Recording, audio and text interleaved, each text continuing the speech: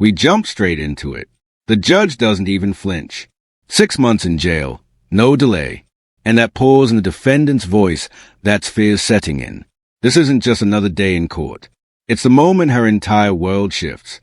The realization that this time the consequences are real. You see, you're scared now. You're going to be scared later. I'm glad you reacted that way because it is a scary thing. 6 months in jail. Yeah, I don't want to spend 6 months in jail. Figure it out. We will go on the record in the matters. 24 TR 718, 24 TR 719, 727, and 922, 23 CF 165, 24 CF 168, 24 CF 240. State of Wisconsin versus Tina Sally. The state appears through District Attorney Kevin Schmidt in person. Ms. Sally appears in person with her counsel, Joseph Rosenthal. We're set today in these matters for pleas and sentencings. Mr. Rosenthal, can you please update the court as to the agreement that has been reached? Yes, Your Honor, thank you. My client would enter a plea of guilty to an amended count 1 simple possession in 23 CF 165.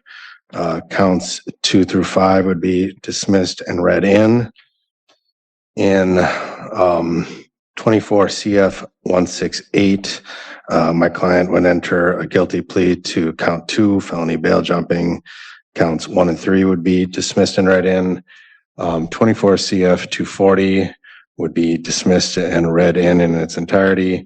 And I believe there is an agreement to dismiss the traffic citations. And both sides would be free to argue. I'm sorry. Free to argue. And Mr. Schmidt, I'm going to guess that, and just correct me if I'm wrong. Now here's where the legal game gets tricky. She passed meth to someone. No money involved, but technically that's still delivery under Wisconsin law. Sounds crazy, right? Even handing drugs to a friend can land you a felony. Luckily for her, the prosecutor's using discretion, reducing it to possession. That's not just a break, it's a legal lifeline. Or the amendment from possession with intent methamphetamine down to simple possession of methamphetamine is simply because Ms. Sally was at her place of employment and offered someone else the paraphernalia with the methamphetamine in it to take what I would describe as a hit or to use it. And so that's why it's being amended to simple possession. If the court wants to know the public interest on it, as the court recalls from the PC statement, also in the police report, this was actually referred as simple possession by St. Croix Tribal. D.A. Renicky charged it as a possession with intent or delivery. He's technically right. That does constitute delivery for the same reason that a bunch of kids passing around a joint in a school circle, like from that 70s show, that would be delivery as well under Wisconsin law. All laws are overly inclusive or underly inclusive. Therefore, it's up to the judgment of people like myself and you, Judge, and Mr. Rosenthal to figure out, when the laws are overly or underly inclusive, what to do there. This is a situation where she just offered someone drugs. They took it for peer pressure reasons. They didn't use it. They reported it to their supervisor. No money exchanged hands. I don't have any information. Tina's, dealing drugs anywheres. So that's the reason why. All right. Thank you. And also, Judge, the quantity was like infinitesimally small. I don't even think it was like a 1/10 of a gram. The lab results said like 0.07. So it's just in terms of quantity, it was very small. The officer wrote in their report it was too small for them to even measure on their scale. All right. Okay. Thank you. Satisfies the court. Formal motion to amend count 1 and 23. The big charge intent to deliver is gone. Thus possession. Now that might sound minor, but legally it's a total game share. A serious felony gets downgraded, giving her a chance to avoid prison time if she doesn't mess. CF 165 to simple possession and I felony. So made. Granted. All right, Miss Sally, that's the agreement that you've reached with the state. Is that true? Yes, ma'am. I have in front of me 2 plea questionnaires, waiver of rights forms. They're identical, except for the charge that you're pleading guilty to and the case numbers. Did your attorney go over, well, and the maximum penalties, they're different too, but as to what those documents state and the form itself, they're identical. Did your attorney go over this form with you thoroughly? Yes, ma'am. Did he essentially go over it with you word for word? Yes, ma'am. And did you sign both of these documents? Yes, ma'am. And do you understand them completely? Yes, ma'am. And if you didn't understand something, did you ask him to explain it? Yes, ma'am. And he did so? Yes, ma'am. So you understand everything in these documents? I do, ma'am. All right. Now, you were pleading guilty to 1 count of simple possession of methamphetamine and 1 count of felony bail jumping. You're 49 years old. You have 10 years of schooling. You can read, write, and you understand the English language. Is that all correct? Yes, ma'am. You do not have a high school diploma or equivalent. However, like I said, you can understand everything that's going on, right? Yes, ma'am. Did your attorney go over with you what the state would have to prove your guilt beyond a reasonable doubt as to these 2 charges? Yes, ma'am. Did your attorney go over with you the maximum possible penalty you're facing? Yes, ma'am. You are not receiving treatment for mental illness or disorder, and you've not had any drugs, alcohol, or medications in the last 24 hours. Is that correct? Yes, ma'am. Because you're charged with crimes, you are entitled to constitutional rights, and those rights are listed on those documents. Next to the rights is a box, and each of those boxes is checked. That tells me your attorney went over those rights with you. You understand those rights, and you understand that you're giving up those rights by pleading guilty. Is that all true? Yes, ma'am. These aren't just routine questions. The judge is covering every inch of legal ground, making sure the defendant understands her rights, what she's giving up, and what a guilty plea truly means.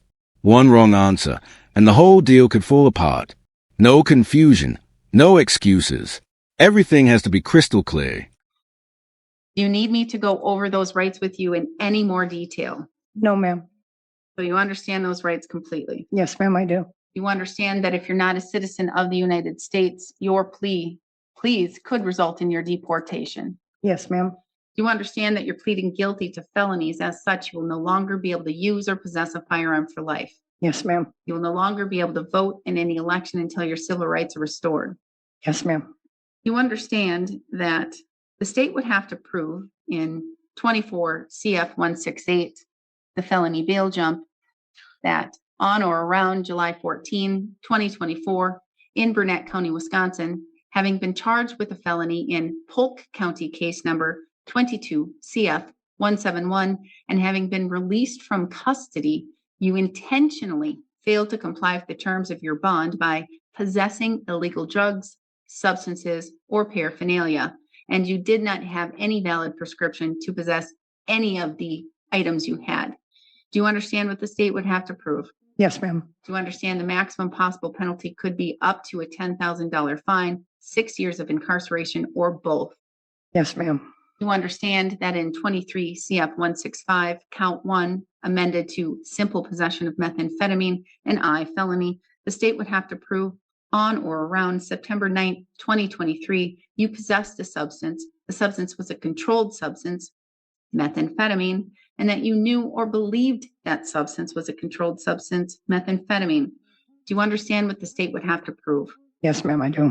Do you understand that upon conviction, you face up to $10,000 fine, 3.5 years of incarceration, or both? Yes, ma'am. You further understand that there is an agreement here for what's called free to argue. Do you understand that means that each side is free to argue any sentence recommendation to the court that they wish and they desire? Do you understand that? Yes, ma'am. Do you understand I'm not bound to follow any of those arguments? I don't have to follow the states. I don't have to listen to the defenses. I must listen, but I don't have to follow. And that I'm free in my own discretion to sentence you to what I believe would be a fair and just sentence for these cases in my discretion only. Do you understand that? Yes, ma'am. And that could be the maximum possible penalties. Do you understand that? Yes, ma'am. Do you still wish to proceed and enter guilty pleas? Yes, ma'am. Do you have any questions for the court or your attorney before I proceed? No, ma'am. Did you go over the criminal complaints in both of those cases with your attorney? Yes, ma'am. In particular, there's sections called the probable cause sections that basically say what happened those days and why you were charged with the crimes. For the most part, are those facts accurate? Yes, ma'am. Are you admitting here today that on or around September 9th, 2023, you in fact did possess methamphetamine Yes, ma'am. and you knew it was methamphetamine? Yes, ma'am. Are you admitting here today that on or around July 14th, 2024, that you knew you were on felony bail with certain conditions and bond in Polk County on a felony case, and that you intentionally violated that bond and those conditions by possessing illegal substances? Yes, ma'am. Mr. Rosenthal, may the court use the probable cause sections along with the statements made by your client to find a factual basis? Yes, Your Honor. Has anyone made any threats or any promises to you for you to plead guilty to these two charges? No, ma'am. You're doing so freely and intelligently. That means you are telling the court you fully understand what you're doing here today Yes, ma'am. and voluntarily. Yes, ma'am. Has your attorney represented you competently? Yes, ma'am. Has he answered all of your questions? This is the court double-checking the defense attorney's homework. Did he explain her legal options, her rights, the risks of trial? The judge needs it on the record. Why? Because if this comes back later on appeal, the court can prove she knew exactly what she was doing. Yes, ma'am. Has he looked at these matters thoroughly? Yes, ma'am. Has he discussed with you any potential for legal defenses, or has he said you have no defenses or little defenses in this case? What, I mean, The question is whether I've advised you Oh, on whether there's any yes, ma'am. defenses or not. yes, ma'am. Talk to you about whether or not you have Yeah. any defenses? Yes, ma'am. And what, if you go to trial, what could happen? Yes, ma'am. Are you satisfied with the services? Yes, ma'am, I am. Any questions for the court or your attorney before I proceed? No, ma'am. As to 23 CF 165, count 1, simple possession of methamphetamine, and I, felony, how do you wish to plead? Guilty. As to 24 CF 168, count 2, felony bail jumping, and H, felony, how do you wish to plead? Guilty. The court will find your pleas of guilt are done knowingly, intelligently, and voluntarily. I'm going to find you understand your constitutional rights and what it means to waive and give up those rights. I'm going to find that you understand and that there is a factual basis. I will dismiss and read in all other counts and cases and open matters. A judgment of conviction will be entered today. Argument and sentencing recommendation, Mr. Schmidt. Sure. Checking one thing. Yep. What I would ask the court to do is sentence to Miss Sally to 2 years probation, either withheld sentence or a state and imposed sentence. If it does a state and imposed sentence, I think it should be 9 to 12 months on each concurrent. I don't think the conduct merits prison. Normally I'd say 6 months state and imposed, but I do think the giving of the drugs is worse than just possessing it. For conditions, I think the court should order not to possess drugs with or without a prescription or drug paraphernalia, not to have contact with any known users or dealers except as necessary in a treatment or confinement setting, follow rules of supervision, AOD and follow through, and ability to petition for early discharge once all conditions by probation are complete. I'm just reading this straight off of what she was sentenced to in Polk County. I want to mirror the conditions. In Polk County, the basis of the felony bail jump is she was on a deferred agreement for meth and THC. These cases caused that to be revoked. Our cases are meth and THC, so they're really tightly, heavily linked together. So if the court follows what I'm suggesting, it'll just extend her probation by like 2 months, 2 months longer than just the Polk on its own. Is Polk But if- withheld? What? Is Polk withheld? They did withheld. I just know the court's preferences for state and imposed, which is why I gave the alternative there. I think she reflects a substance abuse issue. The one condition I would add that Polk doesn't is to get a valid license because of the OAR. Her history is substance abuse. That's what she needs help treatment with. She is obviously capable of being a productive member in society. She was working at A&W when this happened. Thank you. All right. Mr. Rose, go ahead. I was just gonna say the Polk case is 22 CF 171 if the court's curious about looking at it. I'm pulling it up right now. And obviously ours concurrent to Polk. I meant to say that too. Sorry. Yes. All right. Mr. Rosenthal. Thank you, Your Honor. We would ask for a slightly less term of probation, 18 months. I do think she's a very good candidate for probation. She's made all her meetings with her agent. She was, at the time of the first case, she was working at A&W. After that, she was working at the poorhouse for a number of months. That's kind of on hold right now. She had a bit of a situation with her significant other that she had to get out of. So, and I think to her credit, she made some healthy choices there. She's, now living up in Minot with her brother. She's informed probation of the change of address. She's informed the clerk of the change of address. Again, this was kind of a situation that was, made, I think it was her kind of being proactive and being healthy and getting out of something that was not particularly, in her best interest. Also to her credit, she stayed in very good contact with me throughout the pendency of these cases. Even just a few days ago, she called me. She said, "Hey, look, I don't have a ride down to court." I said, "Hey, Tina, no problem. I'll come and get you on my way from Superior." I'm always willing to go the extra mile for my clients. Again, this is just a reflection on her character of being responsible to both probation and to making sure. Now comes a human story. The defense paints her as someone who's trying. She's working. She's staying in contact. She's even calling the court for help. This isn't just legal strategy. It's reputation, rehab, the message. She's more than her record. She's worth a second chance. She shows up to court on time, is not driving without a license, those type of issues. Again, I agree with the state. She's got a track record of being a productive member of society. I do view this as a rehabilitation case. Again, we're talking about, a very small quantity here that was already discussed.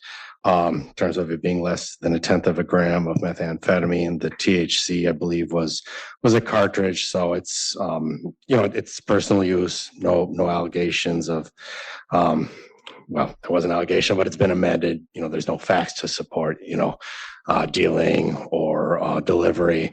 So that is, I think, all to her credit. Again, we'd ask for a slightly less term of probation. She's been in compliance. She's had her ups and downs, but, probation's willing to work with her. Even with these two cases, they didn't elect to revoke. So I think for those reasons, Judge, we would ask for 18 months with a withheld sentence. Thank you. Ms. Sally, do you want to provide a statement to the court? You don't have to, but it is your only time to fill me in. Let me know what's going on. I'm just trying to find a ground to stand on, Your Honor, so that I can get my license back and get back on track. I had to get out of a situation, and I'm starting from the bottom and I'm going back up. I just want to continue to contribute to the society. I'm not trying to be a problem. I'm not trying to be out there using drugs. I just want to live and be comfortable. I'm sorry about wasting the court's time and all that. I just want to. This moment hits hard. She's not fighting. She's pleading. Her voice is shaky. Her words simple. I just want to move on. It's not a speech. It's a confession. That quiet desperation. It tells you everything about where she's been and how badly. I just want to get this done so I can move on. I appreciate that, Miss Sally. I truly do. I truly do.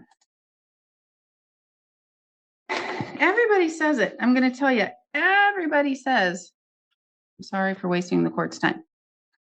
I really am, Your Honor. I want to say it's not a waste of court's time. Cases are not a waste of time. A, it's my job. B, it's the law. And that's why we're here. And when you say it's a waste of court's time, essentially what I hear is, when you're saying it, that you think that you're a waste of time. And I understand that you mean what you did, you shouldn't have done. That's exactly what I mean, Your Honor. And I get that. Truly understand, and I get that.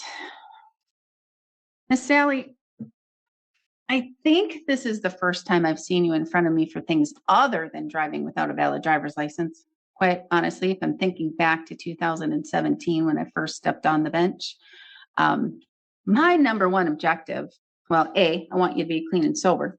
I want you down that path. B, I want you to get your driver's license. I just had it. You just, yeah, you did. I lost it because I missed one class. Why? I didn't know I had to finish the class. That is honestly my mistake, and I have to start it over, but I'm going to get it done again. So you got to get it done again. I'm going to get it done again. I'm already on the path to doing that. I just got to do my AOD again and start them, and it will be done again, all the classes. And that's a bummer because then you have to repay the AODA. Mhm, You have to that's start all the I'm classes doing. Again, 1, 2, 3, and keep going. You have to keep Yes, doing ma'am. That's what I'm on right now. that. Sally, I have certain things I have to look at when sentencing. One, how serious is the matter? Is this serious? It is. It's methamphetamine. And you were on felony bail and bond from Polk County for similar types of issues and matters, substances, illegal substances. Then I have to look at you individually, Miss Sally, your character, your past criminal record, needs for rehabilitation, those types of things. I know you. I don't know you well. I know you in the context of how you've been here in court throughout these years. I don't think you have a bad bone in your body. I don't think you're out there to hurt people. You're hurting yourself. That's what you're doing. You're hurting yourself. Can I say one thing, Your Honor? Yes. When I was working at A&W, okay, Now she's changing the story. Says she didn't know it was meth. Just handed her boss a bag. But she already admitted guilt. This sudden twist. Not a good look. Judges hate surprises in the middle of a plea deal. And you can hear it. The judge is starting to lose patience. I was standing in the bathroom with the manager, and I found something laying on the toilet paper rack, and I handed it to the manager. 2 days later, I got arrested for giving her drugs. I had no idea what it was. I didn't know what it was. It was just a little container. I shook it and handed it to her, Your Honor. I had it in my possession for 5 minutes, and I just started work there. I'm not going to go giving my boss drugs. I don't do methamphetamine, okay? Well, then, And so I was fighting it. Then if you're telling me that I just took your plea and you admitted to possessing methamphetamine, and you're saying that it really wasn't yours and that it was this innocent thing. It was in my possession. So I get that. I truly understand that part. I understand possession and legal possession. I don't like to take pleas of people who are not really committing the law that they're pleading guilty to. it was in my possession. So I had That's not to. the facts of the case as they were laid out in the complaint. That's not how it was presented to the court in the criminal complaint or how it was told to the police. It just wasn't. I told it to the police, but I never got a chance to say anything to anybody. If I'm remembering correctly, didn't it happen on a break and you offered something? No, ma'am. Break? I was at work online when I got pulled offline 2 days, 3 days later after I had found it in the bathroom and gave it to the manager. I don't even know the manager's name. And I didn't have it on my possession. I just got arrested offline because she said I gave her drugs. She said I gave it to her that day. Your Honor, I didn't give it to her that day. I even went home and told my family about it. But it was in my possession, so I should have got rid of it or threw it away or flushed it or whatever it was, but I gave it to my manager, and because of that, it was in my possession. And I gave it to her, so I gave her drugs.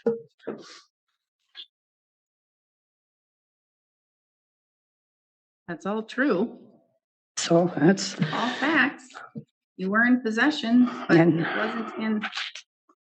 So if I test it here today, you're not going to test positive for methamphetamine?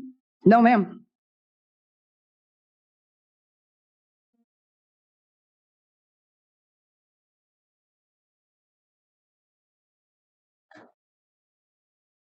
I need to look at your Polk County case. That's what I need to do. And I believe she's probably being drug tested anyways, since she's on probation for methamphetamine out of Polk. Yeah, and see, and there's those allegations of possession of methamphetamine in Polk County as well.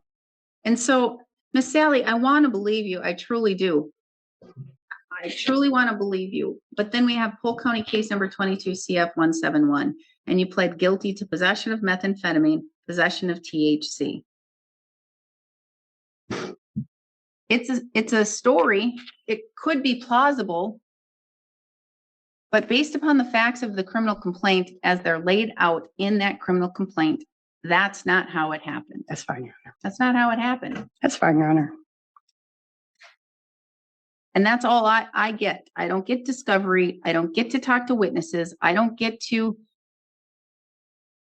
look at anything other than the criminal complaint and information and arguments by both sides. That's fine, Your Honor. I understand my charges and I'm willing to move forward. What happened in Polk County then? If you were charged with possession of methamphetamine, you pled guilty. It was in my possession. So I pled guilty. You were in possession of methamphetamine Yes, I was. on April 21st, 2022 in Polk County. I You pled guilty to it, so you must have I been must have been, yes. I pled guilty. guilty once, guilty twice. Mhm. I take my charges, Your Honor. All right. Not candy. No, ma'am. You know, can't just like hold it for somebody and then pass it on, and not a pen. Miss Sally, I don't know. I don't know what you need, because all I know that you've been in front of me for on previous occasions, other than these cases, driver's license. And these other matters are serious. I need to look at protecting the public, and I understand Mr. Schmidt's argument that this is a bit more serious than a simple possession if this is something of delivering or giving to somebody else. And I can't weigh credibility because I don't have the other individual providing me testimony versus your testimony. So I can't weigh any credibility of who's telling the truth with your story or the other story. The police went forward, they interviewed all parties, it's put forth in a police report, the criminal complaint is generated, and that's what's provided to the court. So that's what I have. So probation is necessary and it is appropriate. And your probation started in Polk County, August 6, 2024. And it looks like it was for 2 years, so it'll run through August of 2024, apparently. Mr. Schmidt is asking that you stay on for about 2 years. I don't know what else you can gain for a few more months after your Polk County. Because I'm going to be blunt and I'm going to be straight. Either you're going to follow probation and you're going to do what you need to do and you're going to figure the stuff out, or you're not. And either you're going to do it right away or you're not. It's not usually the last 2 months of probation where people mess up. It's usually right away or sometime in the middle, not the last few months of probation. By then, either they figured it out or they've already been revoked or looking at revocation. Probation is appropriate. I'm going to follow Mr. Rosenthal's recommendation of 18 months of probation, concurrent with Polk County's.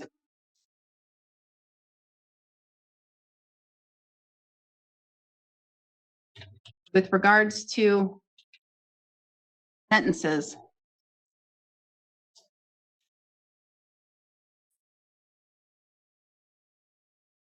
I understand the delivery argument. I didn't write down what you said. You argued for a year. I said between 9 months or 12 months because I thought it was more serious than 6 months, but not Not a true delivery. It's definitely not a prison case. Anyway, shape or form, neither of these cases are a prison case. but you should know your penalty and your punishment. You got to figure it out. Even THC, marijuana in the state of Wisconsin is illegal, Miss Sally. Yes, ma'am. You cannot use or possess at all, any way, shape, or form, THC marijuana. You can't. You want to use it? Go on over to Minnesota. They're really close. Move on there. Go to Michigan. Go on there. Go on down to Illinois. Go down there. But you can't stay here. I don't see the law changing anywhere anytime soon in Wisconsin. So with regards to these two cases, I understand Mr. Smith's argument that it is more serious, but I don't believe that you have a severe criminal history, and I've not heard that you have a significant criminal history. There should be a punishment. And again, I can't go off of credibility because I don't have two stories here to determine who's really telling me the truth. So with regards to 22 CF 171 count 1, I'm sentencing you to an imposed and stayed sentence of 6 months of incarceration. You're not doing Not that right now, away. That's not just imposed today. and stayed, It's hanging okay? over your head. Yeah. What case number was that? For both of them, it doesn't matter. 165? Yep. And for 23 CF 165, 6 months of incarceration imposed and stayed. This is in 6 months in jail. But it stayed. That means it's delayed, held over her head. If she violates probation, that jail time hits instantly. This is a final warning. No second chances after this. She walks out free today, but one wrong step and she's behind bars. They're over your head. Gotcha. You see, you're scared now. You're going to be scared later. I'm glad you reacted that way because it is a scary thing. 6 months in jail. Yeah, I don't want to spend 6 months in jail. Figure it out. Miss Sally, figure it out. I'm working on it, Your Honor. I really am. I got out of a situation and I'm on a roll. And I'm glad. And this means no disrespect at all. I mean, no disrespect when I say this. Mhm. It looks like you've put on a little bit of weight. I have. That's a positive thing. Thank you. That's a good thing. That tells me you are now taking better care of yourself. I am, Your Honor. Thank you. So that's why I say no disrespect. Women usually don't like to hear that they've gained weight, but this is a positive thing. Thank you, Your Honor. I didn't think anybody noticed. So while on probation, no use or possession of any illegal drugs, substances, or paraphernalia. No bars, taverns, liquor stores, casinos, or establishments that have the primary purpose for the sale or the service of alcohol, except for work-related matters. Gotcha. AODA assessment and follow-through. Get your driver's license. Regular testing. No use or possession of a firearm for life. No voting in any election until your civil rights are restored. No alcohol.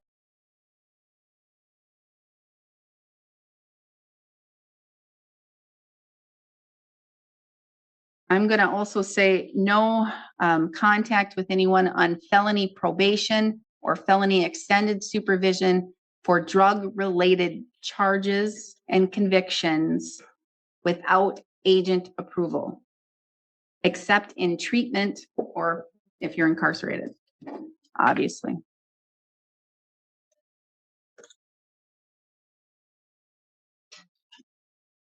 $518 in fines and fees per count. You have 20 days to appeal. Should you fail to appeal within 20 days, you lose that right. Civil judgment, if you fail to pay, you're always going to owe it. If you don't pay, I'll issue a warrant. You could sit up to 6 months in jail. I'm very harsh. You should know that. I follow who pays and who doesn't. I know. People sit in jail if they don't pay.